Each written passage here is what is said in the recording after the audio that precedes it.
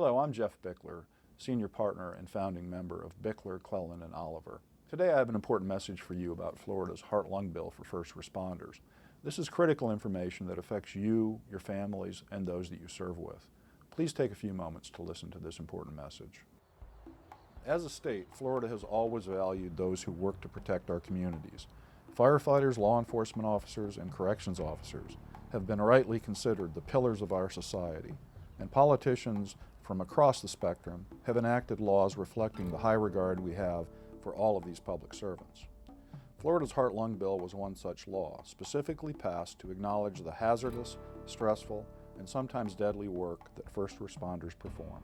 The simplest way to explain the Heart-Lung Bill is that it creates a presumption that any firefighter, police officer, corrections officer, any type of law enforcement officer, in fact, who develops either hypertension or heart disease should have that condition considered work-related. The reason that is important is because there are substantial benefits that flow out of the legislation.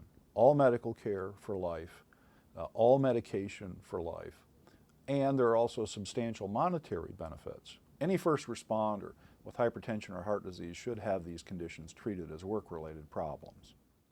I don't represent claimants, I represent heroes. Over the course of the last 8 months, our firm has been traveling the state and trying to help first responders with claims related to either hypertension or heart disease.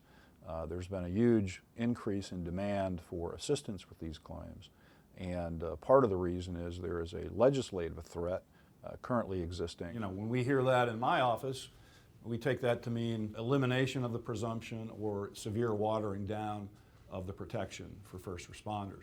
And I think there's no question that the fiscal environment, the economy in the state is certainly a very important factor driving the discussion. But it's really critical at this juncture that anyone who has a claim, either hypertension, heart disease, if you suffer from either of these conditions, that you become aware of what your rights are, that you educate yourself. A lot of times firefighters or law enforcement officers or corrections officers believe that they're only covered for a heart attack or some cardiovascular incident that happens on the job.